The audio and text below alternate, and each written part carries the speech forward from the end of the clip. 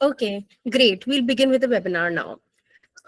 Okay, so we are going to have a webinar today. It will be taken by our co-founder, Mr. Jaideep Gurujala, and the topic for the webinar would be best master's courses abroad to give you high-paying jobs. All right, and yeah, moving forward. Now we have these three memberships: bronze, silver, and gold. In the bronze membership, you get 4-week IELTS course, one AI-weighted mock test, you show university recommendation, free profile evaluation. Okay, and if you want to upgrade to silver, you'll get facilities like more mock test and 12 IELTS sectional test, you show pro university recommendation, smart application tracking. Okay, and if you want to go for the gold membership, then you'll get one-on-one 20 hours IELTS coaching with the trainer, and not only that, you'll also get help with the entire application process, such as LOP, SOP, LOR, and visa facilities.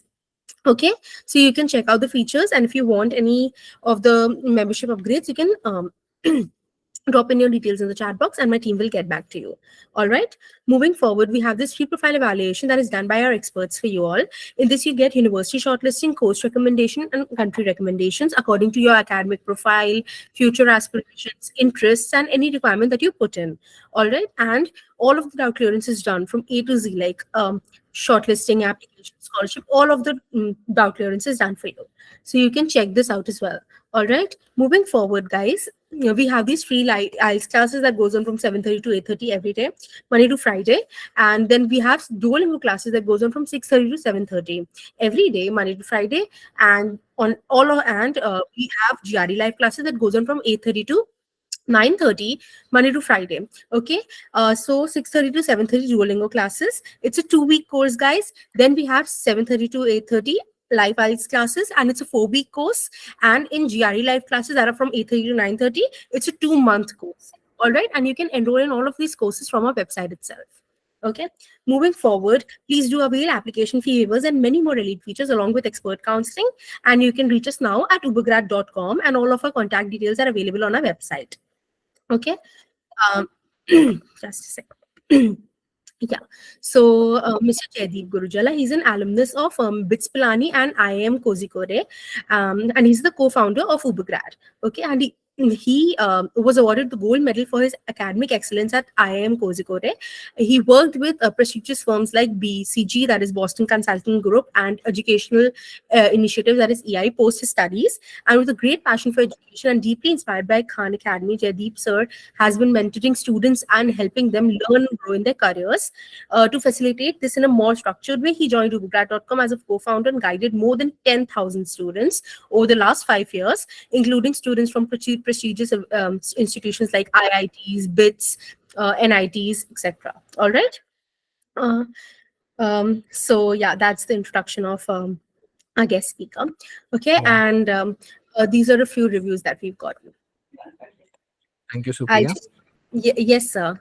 I hope you can hear me. Let me Yeah, yes, also. sir. Yes, sir. You're Yeah, visible. Yes, sir. You can take great. me the session. Thank you. Thank you. Uh, Thank guys, you. so Have a great. welcome everyone. Yeah. So actually, I am in a. I'm not.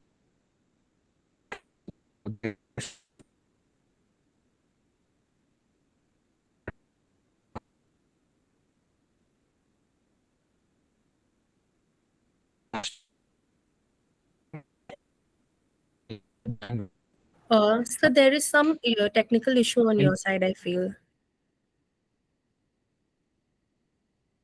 So you're not audible. Yeah, that's okay. Let me do one thing. Yeah. Is it better now? Let me just try it once with this. Am I audible now? So you're audible, but you're not visible. Yeah, that's fine. So I think what I was trying to tell you is that there is an internet connectivity issue back at home today, which has been an issue for last 2 3 hours at home, because of which I'm struggling to have a stable connectivity. So I think I might not be able to turn on the camera, but as long as at least you guys can hear me, we can do this session today. Just confirm that if you can hear.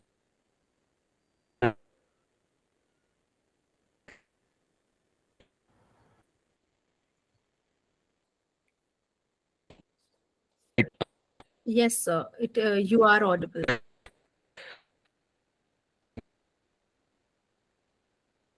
Supriya, maybe can just share screen and I can today.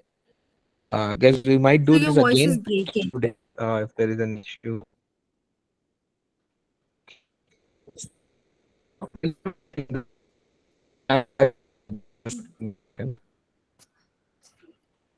Say your voice is breaking, not audible.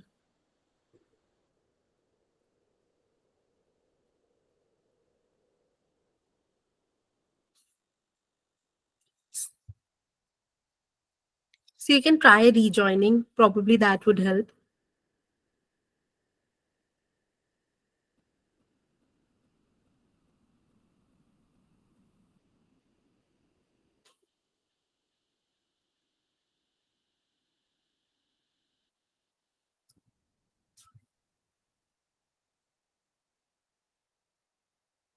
Uh, I think.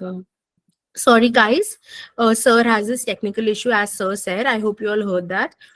Just Sir is just trying to rejoin. All right. We can just wait for a few minutes for Sir. All right. Please just stay with us. All right. We're gonna have this session today. Don't worry. If you're not gonna have, then Sir will inform us. Um.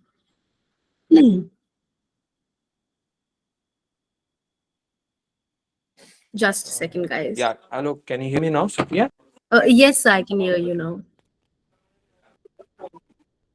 Okay. Okay. So I've just connected back from another device, so I hope you won't find any glitches this time now. Um. Yes, sir. Hello. Is, Yes, sir. is Yes, it sir. You're still audible. not good? Okay. There could be So some it's lag. better than Maybe before. just bear with me. Okay. Okay. Cool. Then can you share the screen then so that I can go ahead and start the presentation?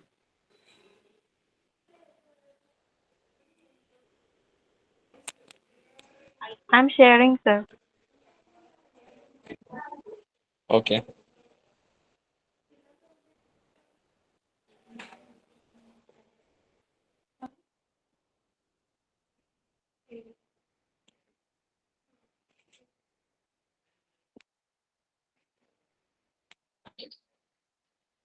Yeah. Okay. So 1 second. Yeah. Just confirm that you can hear me again one last time before we continue. Yes, sir, you're on. Great. Right. Thank you, guys. So yeah, so I think welcome everyone. So today's topic is on the best masters courses that you can pursue for your higher education abroad that actually lead to a good paying jobs. Right. So we can move ahead. Yeah. So introducing ourselves. So I think most of you know me, but still, so I'm Jaideep, one of the founders of Ubergrad, and also we have Mr. Ravindra, who's also co-founder of Ubergrad. Both of us come from BITS Pilani and IIM background. So we are working towards helping students with the higher education aspirations. So yeah, that's about us. Can we move ahead?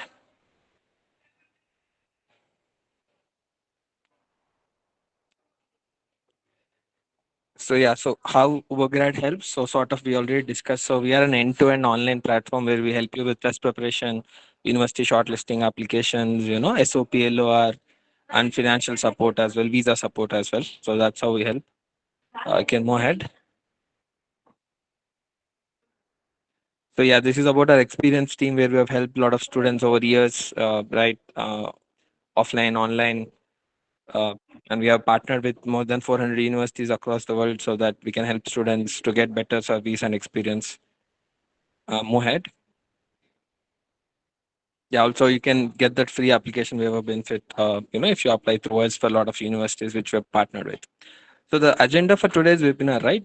See, the aspect that I have is that by the end of the call or this meeting, I expect that I can, give you 2, 3 pointers or directions in which you can do your further research to actually understand on the type of courses and specializations you can target for your higher education, so that you actually can, get a good career opportunities post your masters, right? Because it's very important that you don't join a not highly rewarding course and then later regret after realizing after years, right? So based on our experience and a lot of statistical or other research that we have seen over years, so we have accumulated this presentation with the goal of explaining you with some figures and also some basic pointers that can help you explore in a couple of directions and then take a call.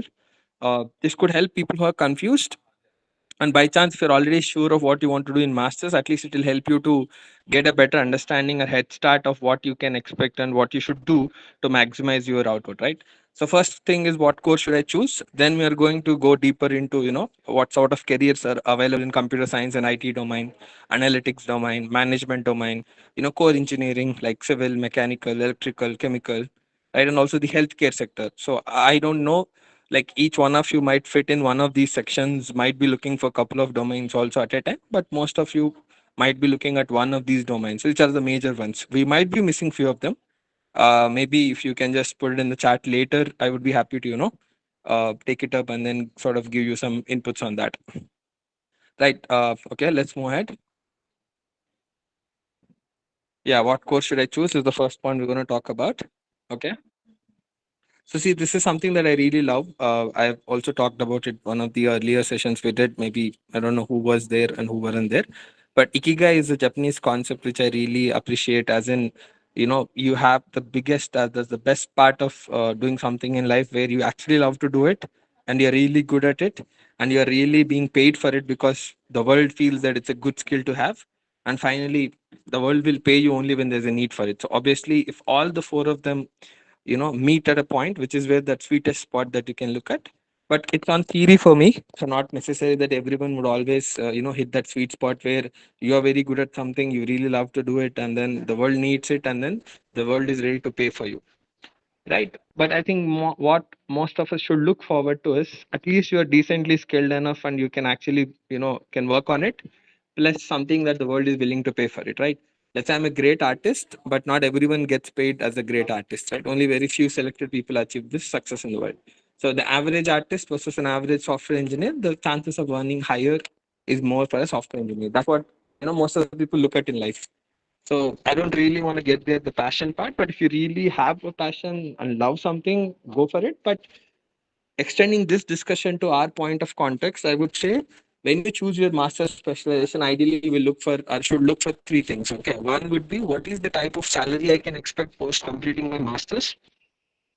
Number two would be, what is the skill set that I carry right now that will, give me enough power or enough ability to complete my master's. Say I did my master's in agriculture science for bachelor's, and then I'm suddenly looking to do my master's in computer science. It's not easy transition. Okay. It's not that everyone can do it. Not many can do it actually. Okay. So you also have to understand, though the salary paid for software engineering is high, you should also understand whether you can actually do it provided you get a chance. The third thing is, would the university give you a chance, right? That is also important. Maybe your skill set, you believe that I can learn coding if I do my masters, but also the university should believe you, because that's important to give you an admit, right? There's no point in applying to certain programs when the criteria the admissions team is looking for certain basic skill set and you don't have it in your undergrad. You're bound to get rejected. So just extrapolating this discussion, I think you have to find that courses where, number one, you can actually get a very good salary. As in, see, it's not about just the average salary, but also the abundance of opportunities, right? As in how many you can get. So let's say there's a job which is only given to 10 people in US and they pay you 1 million per year. Great, but it's only 10 people who can get there. So you should look for something where the average salary is good and there is also a lot of job openings that you can apply for. The number two is, as I said, that you love to learn things, and I mean whatever you want to do, that should meet. At least you should be able to do that. Number three would be that universities are willing to give you an admit for that specialization. If you can match all three of them, I think you are hitting that sweet spot in our context. Okay, can move ahead.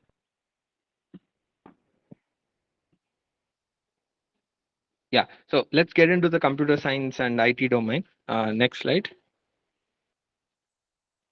So see, this is how I just wanted to talk about.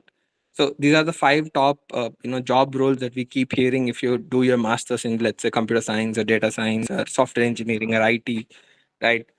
You generally get a role as a software developer. There is information security analyst, which is also something that is picking up in demand recent years. This is more to do with cybersecurity specialization.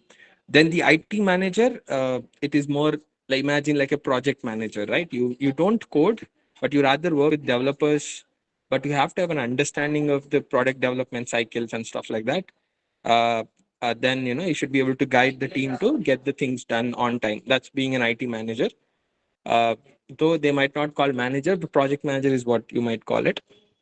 Then web developer, full stack developer, front end developer, back end developer, all the subset of the web development. And then you have data scientist, right? Which is where you work with this machine learning, artificial intelligence, natural language processing, all the stuff like the chat GPT development and stuff like that. So that's being, data scientist specialization. So if you look at the country like US, right, there's no doubt US pays you the highest among the world on average. I'm talking about for especially IT, most of the job domains, I would say. That's why the reason that a lot of people are interested to go for it. So if you see, you can get in the range of 60 lakhs to 1 crore. At the worst, you can get is still 60, 65 lakhs, right? 70K, 80K dollars is something that I would say is a bare minimum you can expect. Uh, Canada again gives you a decent salary. I think Canada is more known not for the higher salary side, but rather the ease of getting in and getting a PR, most importantly, right? Since you would be getting a 3-year work visa post graduating 2 years, up to 3 years, and you would be eligible for PR also if you can work for those 3 years, which is sort of letting you easily settle down in the country, is what is attracting a lot of people. But the average salary is better than India, I would say, but not as high as USA. But still, those are the best you can get even in Canada in terms of the roles like software developer, the cyber security, which is also picking up, which is the information security analyst. UK again, it gives you around 40, 50 lakhs, not as high as US, but on par with Canada or close to it. Again, UK, is something where you have, ease of settling down, you're getting work visa. Yes, UK government is making it a little bit hard in the recent times, at least discussions are happening. But as of now, I think they are looking for top quality professionals to come as immigrants or settle down there. So they have a lot of opportunities in the IT domain, management domain, public healthcare, etc. Australia would be another country where you can again see in the range of 50, 60 lakhs. Ireland, one more thing again, which you're looking at, maybe 45 to 66, 55 lakhs. So see, my point is that when you say software developer, you can do your master's in computer science, you can do your master's in software engineering, to an extent IT also. Then also you could do in data science, and you can still get a role as a software developer. All you need to be good with is problem solving, learn a couple of languages, and be very good with it. And you should be able to sit for interviews and clear it if you have the right skill set. But as an information security analyst, you should definitely have specialization or at least some electives on cyber security, right? This is not that easy, is what I would say. Not everyone loves to do the cyber security specialization, so you have to be careful with that. But if you can, that's a good opportunity that opens out for you to really look for opportunities in the cybersecurity, information security analyst, etc. Web developer, full stack development, again, learning some good languages as part of your coursework like React frameworks and basic JavaScript or Python would really open up route for you as a backend or front end developer, full stack developer. The data scientist is something, again, you should focus on specializing either in masters in data science, AI, ML, or at least in computer science, where you can choose electives on, artificial intelligence and machine learning, natural language processing, and stuff like that. Right. I'll show you a couple of, examples to make you understand this better. Grishma, can move ahead. So can click on that. So I've just decided that, what I wanted to also discuss is not just the salaries, right? That's something you can Google as well. The objective also, what I wanted to tell you is what is the expectation on university, which I was telling you earlier, which is you also need to understand the type of expectations university hold and what is the course curriculum that is being offered, so that you actually can understand and decide whether it makes sense for you or whether you can do this course or not. So this is just one example, University of Arizona, MSc in Computer Science. You can actually go through a lot of universities if you're interested, or whatever the universities you shortlist, for example, and do the course curriculum research and expectations, because that sort of clarifies a lot of things for you. If you scroll down and you look for the, sorry, this admissions information, there is something called academic requirements. Yeah, Grishma, that's one. So see, here you can clearly see what, if you focus here in the academic requirements, they talk about the student should ideally come from computing related fields in bachelor. So which is technically computer science, IT for Indian students. To an extent, electrical subjects are accepted, but what they focus on is you should have done C++, Java, have done data structures and algorithms, That which I know most of the Indian students in their undergrad wouldn't do unless you come from pure computer science or IT background, right? So which is what they are very strict about. So this is difficult for a non-CS guy to apply for this university and get in there, right? I wouldn't say all the universities are this strict about applying for masters in computer science if you are not from computer science or IT background. But I would also say a good chunk of universities are very wary about it. So that sort of makes it hard for non-CSIT guy to get in here for MS in computer science. Also scroll down to the curriculum, Grishma. Go down.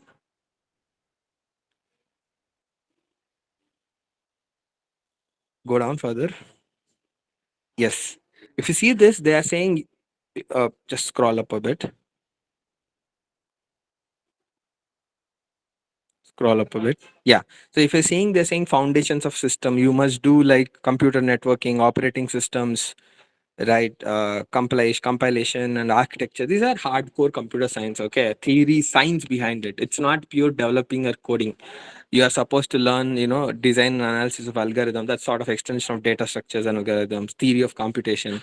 And also if you see the applications of computation is where you are getting into, probability statistics, computer graphics, machine learning basics and all.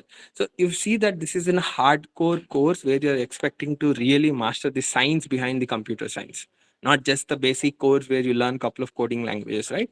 This is what you typically find in most of the universities offering masters in computer science, which I think makes sense for someone who comes from a CS or IT background and has a lot of desire for, what do you call it, research, or rather do a specialization in more advanced areas like data science or cyber security, etc. If your goal is to be a software developer or, what do you call it, a web developer, it's very easy to be even that without doing MS in CS. Rather, you can do MS in software engineering, IT also. I'll go there. Uh, Grishma, you can go for the next link, which is there in the PPT. The MS in software engineering link. So this is again in the same university. If you see the academic requirements, if you just scroll slowly, you'll find academic requirements. Yes, here. See admission requirements basically. No, not this one. Scroll up a bit.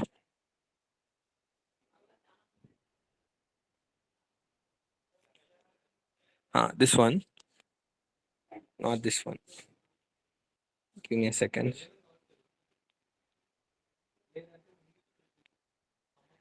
Uh, Give me a second, guys. So this one is again the course curriculum, Grishma. I'm talking, just scroll up a bit. I think there's a lag, I understand, but look for academic admission requirements is what they've written here. Yes, this one. Right. They clearly write bachelor's degree from a regionally accredited USA university, right? Where they're not really focusing on, they want computer science degree, but they're also open for other if you do some basic prerequisite courses. Okay. So they are a little bit more liberal in accepting non-CS guys when they're applying for it.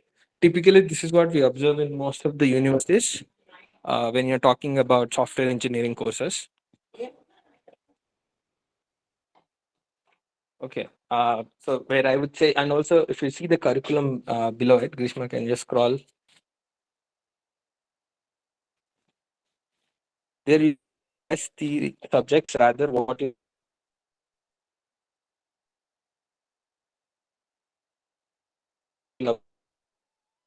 seen in the computer science, specialization that we were discussing just a while back. Okay. Okay. So yeah, if you see this, right, yes, you will have a little bit of introduction into data science or, other areas, but they're way, way simple and way, way, I would say simpler to clear. Now, the question what I want to make people understand at the other point is that, see, the admission criteria for, let's say, Arizona State University MS in computer science would be like a 7.5 and above CG, at least 315 plus in GRE, right, and 7 in IELTS, for example. Whereas the same university for software engineering would expect you to have 305 to 310 GRE, CG of 7 and above, and even 7 of IELTS is what they ask. But so my point is they have more relaxed and easier criteria when it comes to software engineering as compared to MS and CS. Okay, that's one point. The other point is also the course is not so advanced that people who come from non-CS backgrounds, or even people who don't want to go into certain things, because my end goal is to get a job as a developer. Maybe I'm not really worried about something. Right? That's something you have to take a call. Again, it's everyone has to understand the curriculum and then take a call. But what I'm trying to say is that software engineering course is a little bit more relaxed and easier, but at the same time covers the basics, a decent job. But if you do computer science masters, you obviously would get more exposure to advanced domains, which will let you access, things like, as I said, data science, or being more at a cybersecurity specialization if you want to pursue further. Then I'll show the third one. Grishma, can you go for IT? That's the one in the PPT. So IT, yeah, go for IT. I'll come to the data science in a while. That's again a core specialization. Not everyone would be interested to do it. AI ML is the buzzword, I understand, but I would say be careful before you choose it. What I understand is people always go for the buzzwords, but they don't realize what they're getting into unless they really start doing it.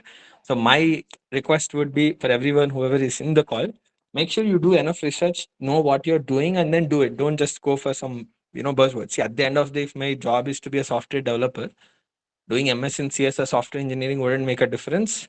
What matters would be what's your skill set with respect to basic programming, which is done in both. But what you learn in CS would be giving you more advanced specialization and more research focus.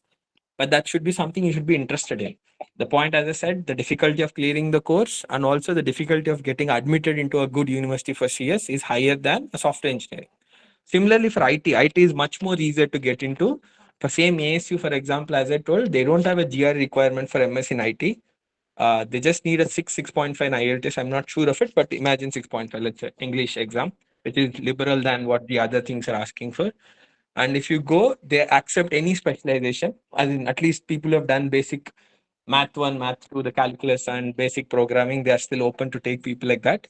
And the coursework, if you see, it's very, very basic coursework. They do call it advanced, but I can tell you basic architecture, basic database management, which is not very hard for people even who come from non-IT background. They should learn these basics even if you're looking for a job, right?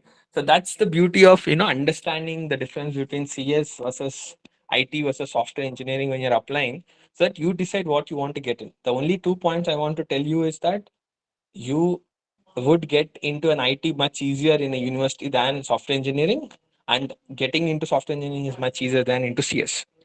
Right. That's one point. The other point is also, if your end goal is to be a full stack developer, there's no difference in doing MS in CS or MS in software engineering, because you will do the basic course the same thing. The additional ones could be different, but it is more focused being a developer.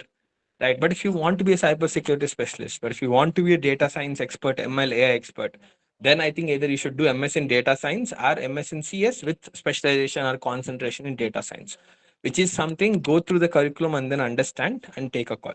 Right. So as I've told you, shown you the earlier table also in the PPT, the salaries are more or less being fairly rewarded. It's about what gives you more, interest or excitement to pick something you have to take a call. Right. Yeah, we can move ahead. Talking about the IT part, what I wanted to tell you is, even people typically ask from non-IT background, can I do this IT masters or CS masters, right? So I just wanted to give a pointers on that. This is about data science. Again, if you go through, they'll expect you to do basic data structures, algorithms, some good programming and data, being from a computing related field. The criteria again for getting into MS in data science would be higher in a university because competition is high, and the course would also focus on, again, the computation architecture, operating systems, and basic programming languages, plus heavy focus on AI, ML, and NLP. So this is something only if you're super sure of what, math also, obviously, as what you're showing. Yes, something that it's not that everyone would love to do it. So take a call. Don't just blindly apply because someone told data science is good. I've shown you the salaries. Yes, you'll also get good salary for software developer, or as an IT manager, web developer also be a 10-15% difference here and there. But what matters is what you can do, what you like to do, what you can get in. Better university, better programs, what suits you is what you should choose. Right. Okay, Kishma, get back to PPT. Move ahead. So that's about the CS and IT domain. Then analytics, coming to analytics. Mohit. So typically, right, I didn't go too deep into this part. So there are a lot of roles like business analyst, data analyst, Okay, they call it business intelligence analyst, business development analyst. There are a lot of names they give, but more or less, I would say it's all being analyst. Okay, analytics is basically you work either on taking the data and then doing some analysis, visualization, basic statistical analysis, and giving a decision making output so that the managers can implement or take a call on it. Basically working on building the data pipelines, connecting the data pipelines so that there's enough automation in collecting the data and then working on the analytics part. The data scientist is again something you might find some universities which say masters in data science and business analytics, DSBA. What you have to understand is go through the course curriculum, you'll understand the difference between a proper masters in data science and business analyst course. The DSBA, yes, Nian, I'll come there. Yes, it does involve coding. I'll come there. The data scientist role, some people call data scientists, but they're actually doing basic analytics. They work with ML models, but they don't implement or deploy it. Rather, they would just work with them, which is built and deployed by proper data scientists coming from a CS background. So what I would say, it's not a bad thing. I'm not saying it's a bad thing. I'm just saying the name could sound the same, but the roles are different. What is the skill set is required for data scientist in the CS background is different from a data scientist in a analytics background. So I'll go ahead. Grishma, you can go ahead. Okay, let me talk about the figures, right? Compared to CS, sorry, just go back to the PPT, Grishma. I'll just show the table. I didn't discuss that part. No, I'm talking about the analytics table, the salary table of analytics domain. Yeah. So more or less, you see, it's same. Not as high as your computer science grads, but still you'll paid well for business analyst and data science role. Again, USA gets you paid the highest, but rest of them at least gets you paid around 50, 60 lakhs, whereas USA would give you close to 80 lakhs, right? That's how approximate figure for you to just have in mind. Still fairly well paid in that each country, looking at the expenses and the average salary for all the domains. Okay, now you can go ahead and click on the link for the curriculum of analytics. I picked from another university. So see, most of the analytics DSBA programs are offered either directly by the College of Business or School of Business or in association with computer science department partially. Okay, that's where you can clearly understand it is more focused on business management rather than on computer science part. Yes, you should have a good command on statistics and math. They would expect you to be good with probability, statistics, and mathematics. That's an expectation from the university side. They don't have any limitation or requirement of you being coming from a specific background to do analytics, but mathematics at an advanced stage is expected. Most of the engineers and some of the science courses in India lets you do probability, statistics at advanced level in first year of undergrad. That should be good enough to get admitted. Okay, then they would have the other requirements, but the degree requirement is not really focused. As long as you do basic math and you have some exposure to coding, they appreciate that profile, which is even any engineering subjects for that matter. The curriculums, if you see, right, most of the work you would do, yes, you have to definitely be comfortable either in coding Python or R. That's one thing. Without that, you'll not get a good analyst job for sure in any part of the world for that matter.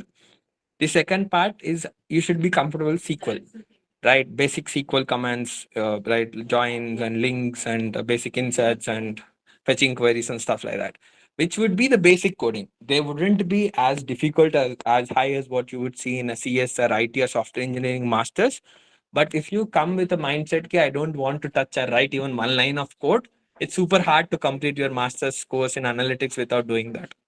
Okay, but at the same time, I would say it wouldn't be very difficult, right? They know that people that come to the business master's course, analytics, would come from backgrounds where they are not specialized in coding.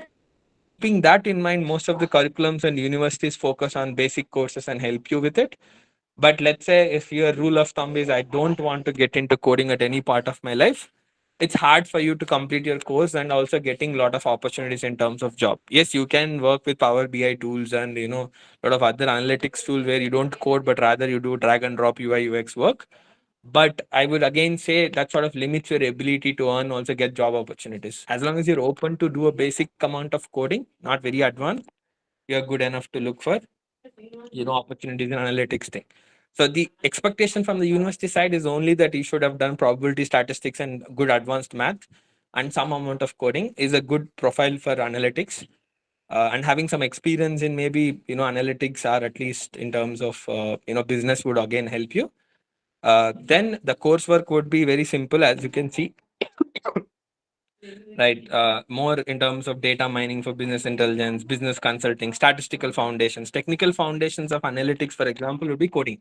They would talk about the R or Python basic programming. You will really not working beyond advanced data structures and algorithms and stuff like that, but definitely you have to do the basic, enough ability to code. Right, that's something I would say. And statistics and understanding the t-test, p-test, hypothesis testings, and correlations, regressions, and stuff like that. Right, and then they will go into discussing the applications of it, be it in economics, econometrics, or financial industry, or insurance industry, or marketing analytics, and stuff like that. Is what your electives would be, what you will be doing in your second part of the coursework, which is where you would have learned your basics of analytics and start applying in different domains or industries, so that you can sit for the interviews and get jobs in that particular domain. Right, be it bioinformatics, or not really analytics, but health informatics, for example, right? Applying analytics in the health domain. Right, that's about the analytics part. Again, very good in demand, and a lot of people really can do it. It's not super hard, but again, if you absolutely hate math and numbers, you would really struggle, but it's worth taking the effort. It's something I believe is a lot in demand, and if you have even some interest in it, explore further, and if it fits you, go ahead and do it. You'll not regret with respect to the job opportunities anywhere in the world, for that matter. Right. Next, the management part. Let's say some of you might be looking to transition to management domain, or at least are coming from the administration, business administration, BBA, or bachelor's in management, right? So the type of roles I am talking about is information systems manager is something, again, MIS, masters in management information systems, or information systems leads to this one. I think every engineer can do it. If you don't absolutely want to even write one line of code, but believe that IT domain can give you a good job, I think there is one specialization you should look at: information systems manager, fairly paid well. Uh, all you have to do is, I'll show you a course curriculum to make you understand that in a while. But I think that's something a lot of people, irrespective of what background you come from, it's easy to get an admission into. Universities do not have expectation in terms of the undergrad specialization and stuff like that. And also you're fairly paid well in an IT domain, right? You could see like it's almost on par with a developer, or cybersecurity expert or data scientist. Yes, there could be slight difference, but average I'm talking about, it's almost same. Then you have marketing managers and finance managers, HR managers.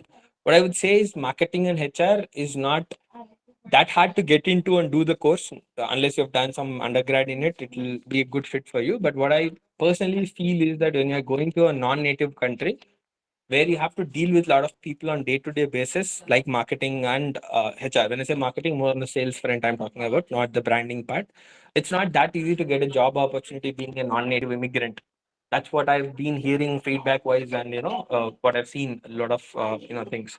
What I would suggest people to look at is look for supply chain, right? Maybe finance if you're comfortable with it. Look at engineering management or information systems management, where I think it's more easy to be a desk, job analyst or desk expert, and that wouldn't be a deterrent for you since you are an immigrant. The salaries are not any different, right? You are getting paid fairly good. Again, engineering management is something that's picked up really well. People that who are, have done engineering in bachelor's and looking to transition to management, but they can't do MBA because a lot of universities, need experience or at least good exposure towards management courses. Uh, if you don't want to code, I think information systems manager is a good thing to look at. Engineering management is also a good thing to look at. If you come from engineering background, obviously for engineering management, the expectation is you should come from engineering background, especially core engineerings like mechanical, electrical, chemical, civil. Construction managers are again people who have done civil engineering but do not want to stick with core civil. You would be doing, managing this, site work and stuff like that. Is construction management again fairly decently well paid and less technical and more managerial role. Again, supply chain, finance, you can get into investment banking domain and earn a lot more. But I've just picked up a very basic entry level salary figures that I'm showing here. So not everyone can get in there. So we're just showing a basic amount. Supply chain, logistics, again. Yes, Manpreet, so finance management is a good domain to look at. See, if you ask me, there are two things, okay? Being a good investment banking domain role is really rewarding in life in terms of salaries. But again, I would say less than 5% of finance experts would get into being a investment banker, right? Most of the people would be doing an equity analyst role, or working with the corporate finance, the retail banking, and stuff like that. Again, they are fairly well rewarding. Uh, but obviously, you should have that connection coming from a finance background in undergrad. Okay, unless at least you should have done CFAs or into finance specialization in your masters. That's the constraint, because I would say finance is again sort of a specialization. I believe like marketing, operations, or HR, construction manager, engineering management. These courses are more generic courses, which would be a summary of all the management. They don't go technical inside it. But finance manager is something where the technicality is involved, and you should have good expertise, or you should provide your expertise in terms of and your specialization certifications to try for it in your masters. Right. Maybe I'll just go ahead and come back to this. Maybe Krishna can move ahead. I'll highlight few points. So there's some question I didn't see it. Maybe I missed the question. I'll come back to that at the end. Yeah. So click on information systems, Grishma. The link from Colorado State University. These are all picked up from universities only, right? So you can also do any university and that course if they offer, and go the curriculum and understand what they're offering. Yeah. So if you see the course curriculum of this, right, fairly very generic and very basic. You see project management. You should know how to manage a project. They'll teach you some techniques like Gantt techniques and scheduling techniques and stuff like that. Software infrastructure. Again, for you to just understand what is the ERP system, how does data flow, and again very theoretical. You will never write even one line of code or understand the inner working of it, but you should just understand at a superficial level. Business database systems. They would talk about the MySQLs and basic database structures, maybe, but you will not really have to work with SQL and get into too advanced queries. Okay, that's the best part about the information systems. As I said, the role of information system graduate would be you work with the software developers at the company people to understand the technology requirements and get that done with the developers. So imagine I'm a company. I realize that I need to build a lead management system, or I want to track my users, CRM tool, customer relationship management. Okay. So now the information systems management guy would be the one who would talk with the business people, understand the requirements, then talk to the IT people, developers, get the developed, draw a timeline, sprint plannings and stuff like that, scrum masters and stuff. So they would get the job done, and they would be the bridge between the business people and the IT people, and they would be planning the IT requirements of a company.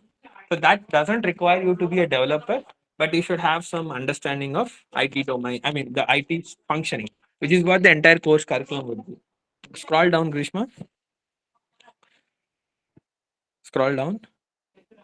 Yeah, I see business intelligence, information assurance and security, basic cyber. So you'll not be, when you do cyber security in information systems, it is more focused on understanding the importance of hacking, ethical hacking, what are the types of hacking, and what are the basic things. You will not get into the coding part of it. All of these things would be just a very superficial layer, helping you understand what is there, so that you can talk to IT guy, understand what he's talking about. That's the beauty of it, where I can constantly tell you have a lot of opportunities as an information systems graduate, and you don't, but that's something you're happy to be about, and be in IT domain. This is a great course to do. Not coding, but want to be in IT domain. That's a great thing to look at. Okay. Okay, Grishma, go back to PPT and open the other ones. So engineering management, again, I picked from NJIT, one of the universities. You see, so engineering management is focused on making an engineers managers. Okay. They would, whatever I said about information systems manager, very similar to it, but rather this work would be more focused in manufacturing setup also. Right. You would work with engineers in a manufacturing setup. You would work with engineers in a service company also. Could be even IT service. This is more generic one. If you see the curriculum also, scroll down, you are doing basic accounting, basic project management, basic operations, basic HR, the organizational behavior, IT and competitive advantage. This is basically, if you see the entire course curriculum, it is more general, giving you a sense of all the management domains, introduction part, and get you exposure to it. Then you can choose electives based on. You can also master in analytics. A lot of universities offer, as an engineering management graduate, you get in. Then you can also do a lot of electives to specialize in analytics also. You can do in product management. You can do in being an operations manager, supply chain manager, HR manager. Again, if you're interested in. So engineering management is a little bit more generic, like a very toned down version of MBA for engineers, basically. Right. Obviously, if you don't come from engineering background, you cannot do it. So ideally, then you should look for MBA only with relevant experience and coursework that you've done. Kishma, you can go back to the other ones in the PPT. Construction management, again, click on it.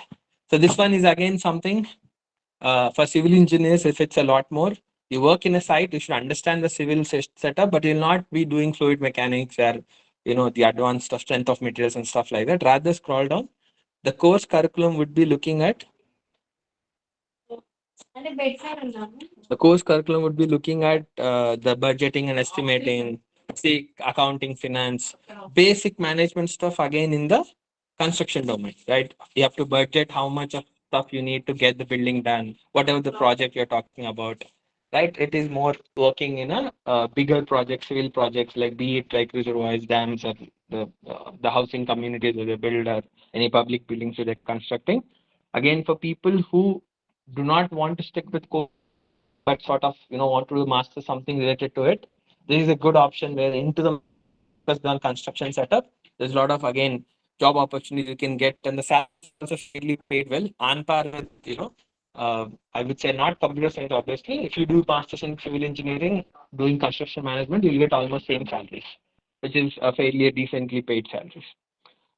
Okay, Grishma, go. The last one that we have in the PPT slide is on supply chain. Again, this is for people who mechanical, some engineering background related to core engineering, chemical, civil, can explore it. Are people with the business administration, BBA, doing some specialization in operations subjects or something, they can get into this operations, logistics, supply chain. Fairly a good domain to look at. Again, if you see, it focused purely on the operations management, project management, supply chain, and logistical stuff like that. So none of these are hardcore technology or deep science. They are more superficial management things. uh, you get an opportunity to learn things, and also there's good demand for this in the market in terms of job opportunities as well. Right. Yeah, Krishna, you can go. As I said, you can do analytics and statistics. This is more or less applied in a lot of management courses nowadays, at least 1, 2 courses, so that you are getting yourself ready to work with the data part as part of any domain. Right. That's about the management. Yeah, core engineering. Go ahead. Yeah, this is about the electrical engineering. So it could be a design engineer, circuit engineer, a lot of other specializations within electrical engineering, like network engineer. I did not go deeper into that. Mechanical engineers, civil engineers, chemical engineer, more or less electrical engineers. If you can get into good companies like ARM, Intel, Qualcomm, right?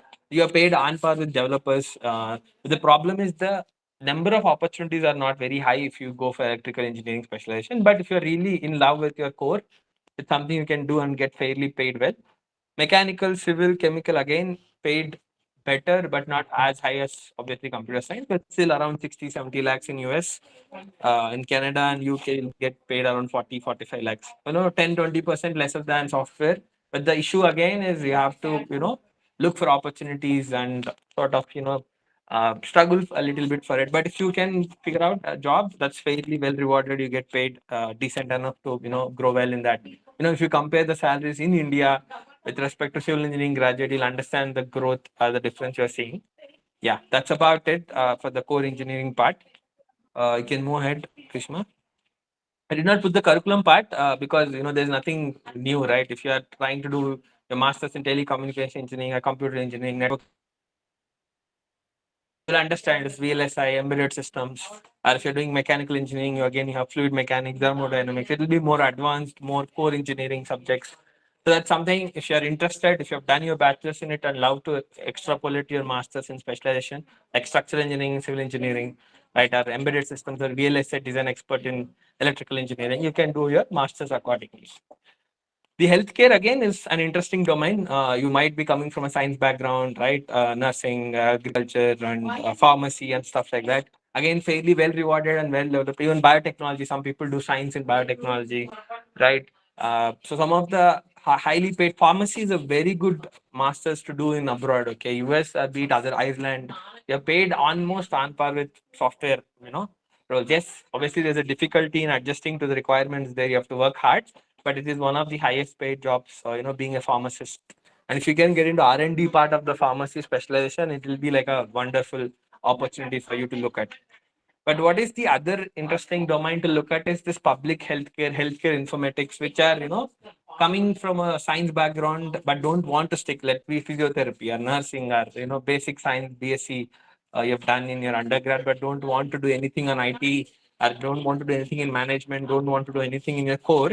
You can definitely look at this healthcare informatics and public health masters. If you do a public health masters, again, I have the curriculum, I'll show it.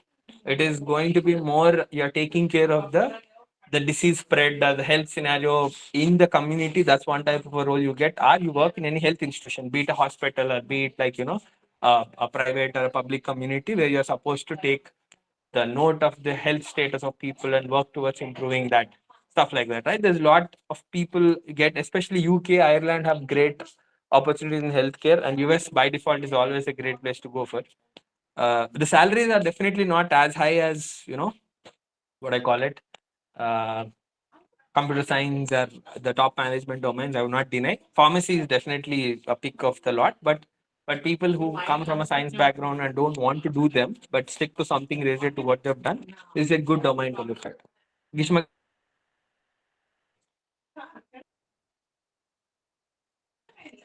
this is an online course in one of the universities, so I just picked one, so you can just find it and you will, go there. Yeah, scroll down a bit.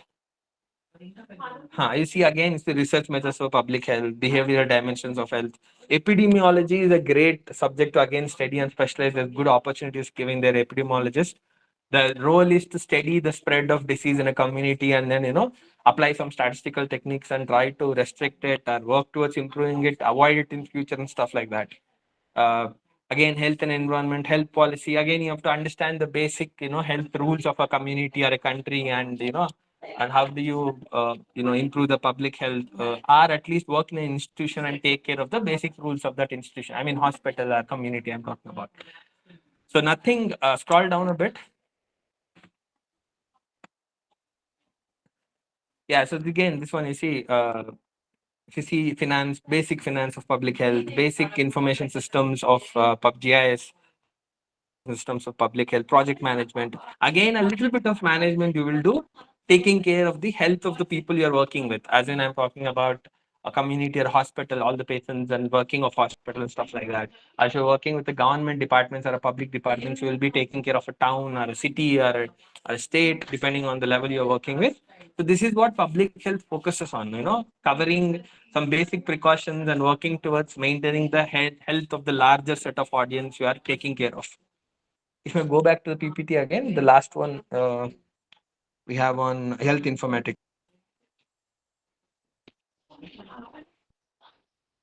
The PPT on health informatics.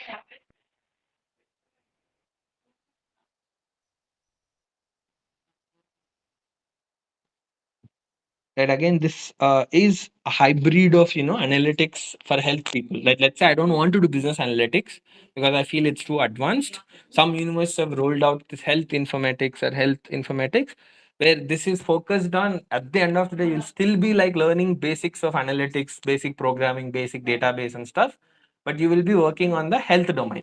So this is something that's easier to get in for someone coming from any life science health background, but do not want to, or maximize your chance to get admitted into analytics program, right? If you are interested in analytics program, you can definitely explore this opportunity. A very good domain to and a very well paid, even if you do normal analytics, like this program that I'm showing you, UNT, is something which is an extension of analytics only. They have a concentration in health informatics. It is fundamentally an analytics masters only. So you will find something like this where you can come from any background and specialize in, health informatics or some other domains also. But at the same time, if you come from a health science background, it's a good entry point for you to get in and analytics and do. Again, it will be the same statistics, probability, basic programming skills, and applying them in the health domain, right? The data visualization are the interpretations you can take from it. Okay, so the something similar, a little bit of management of project management, cyber security is also there. Part of focusing on information security and also the analytics part in the health domain. Right. So yeah, I think if we can go back. That's it from my side, actually, covering up all the specializations more or less. I know, I think we missed few. I just tried to cover the most in demand. So maybe I'll just look at the PPT. Sorry, the comments. I did not see a lot more. Maybe I'll keep Q&A for like next few minutes and I'll answer it. So for MBA, Chaitanya, if you're talking about MBA in top universities across the world, typically work experience is as a good requirement or rather a great factor appreciated. If you are going for MBA in USA, make sure it's at least applying for a STEM course because your visa term would be for 3 years, which is again an important criteria, I would say. If you have 2 years of experience, MBA is worth looking at. Otherwise, you can explore masters in management in UK or in Canada and UK. You can again look at masters in management. Right, as I said, specialization in supply chain or operations or HR and stuff like that. It's see, even if I do MBA, I am eligible for all of these first. Be it a finance background, I mean, I can get into finance. Role, I can get into HR role, I can get into marketing role, I can get into strategy role, I can get into consulting role, strategy and consulting, and get into operations, supply chain, logistics. But I'm saying it is worth, or rather, it's a good thing if you have experience for MBA. Otherwise, look at masters in management, which is again accumulation of all of these things we discussed. Uh, that is finance, accounting, operations, management, HR, marketing, and you will learn and do concentrations focused on what you like, and then you can get into a good. Can we go with management if you do not want to code? Divine, so that's why I'm saying so. Maybe you can look at what interests you, like MIS, management information system. Don't want to code, but want to get into IT because the job probability is higher. It's a good thing to look at. Come from engineering background, maybe explore engineering management if it is interesting for you. Analytics is not hardcore coding, right? I would say if you absolutely hate coding, it's not worth looking at analytics. But if you can, and math and coding, you can look at it. Otherwise, you have engineering management or the MIS, which is very well rewarded and good course to pick at information science, information systems. Then you also have the supply chain, logistics, again operations, project management. A lot of engineers and business administration people can get in with the undergrad, to masters in project management operations. That's good. And I mean, I would again tell you, don't try to specialize in marketing and HR unless you have hardcore love for it. Is what my basic tip would be if you want to do specialization in masters, sorry, in management abroad. To get admitted into top 50 university in USA for MSCS with a 3-year bachelor degree. Okay.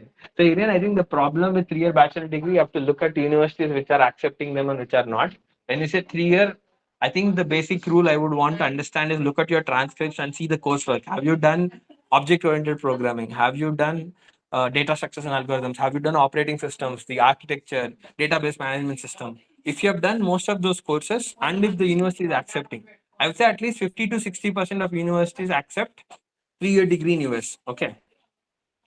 Then the aspect that I would want to tell you is look for 8.58 plus CGPA, at least look for a top 50.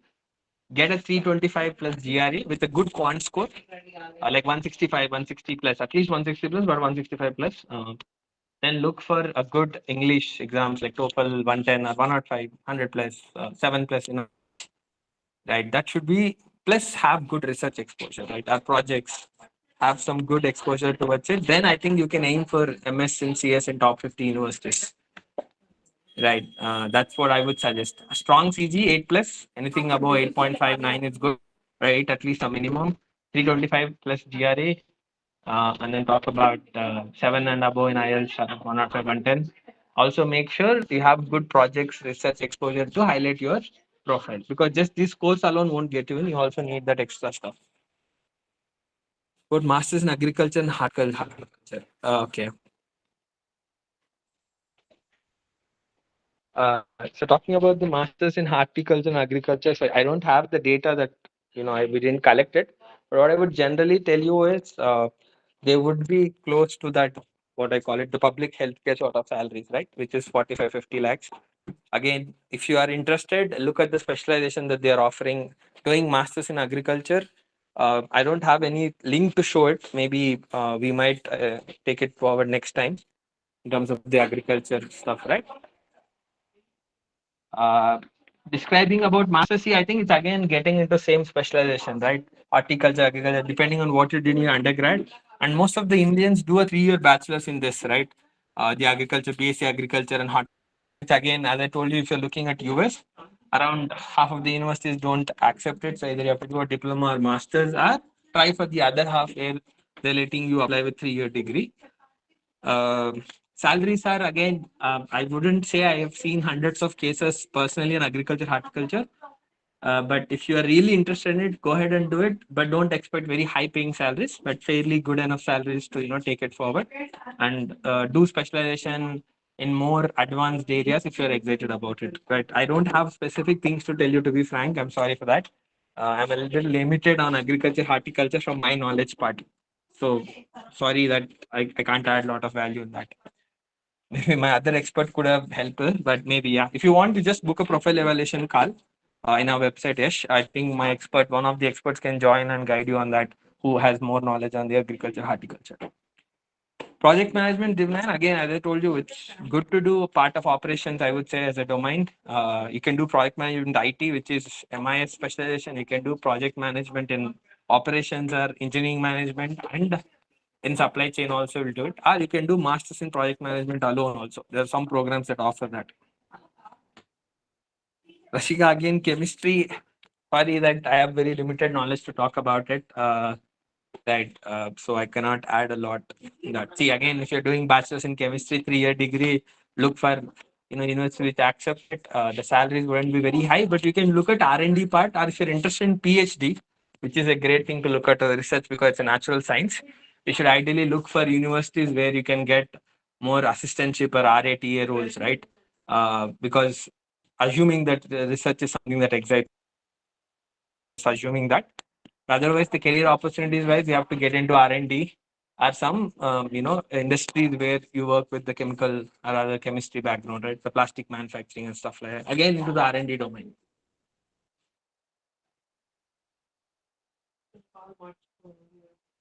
Okay, food science, masters in food science. Okay, I think this one again, Ashmita, I will extend it along with the agriculture part, right? There are some new advanced techniques that are being taught, genetic, related and stuff like that, that you can specialize in your masters. The universities which are offering good masters in food science, look at the course curriculum.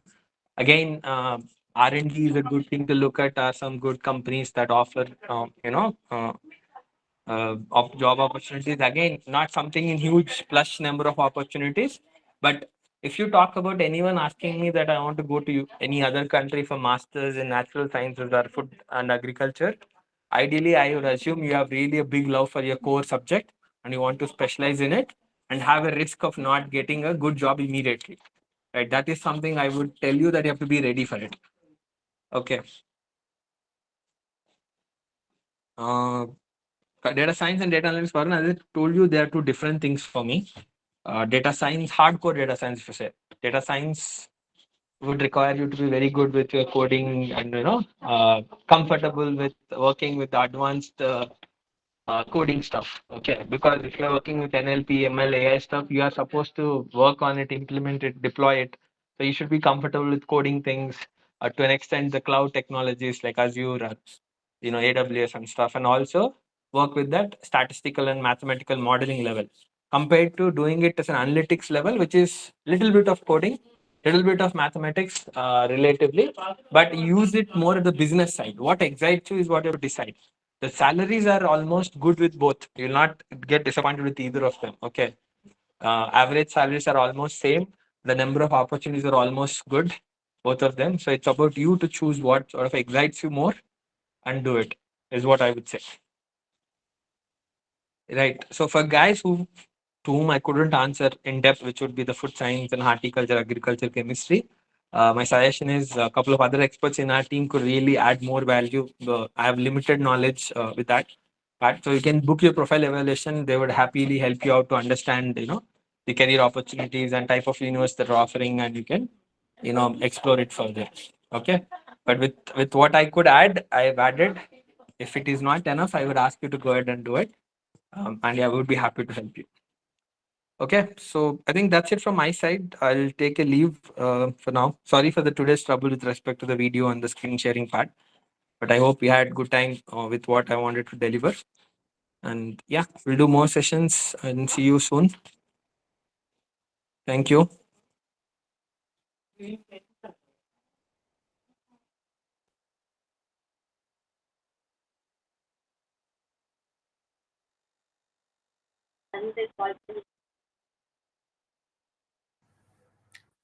Thank you so much. Guys, I hope you all had a great session. And next week on Saturday, we have these webinars organized every week, all right, from 7 to 8 Saturday only, all right. And I will share the link in the classes and do register for those webinars as well. And thank you for coming today. And I hope you had a great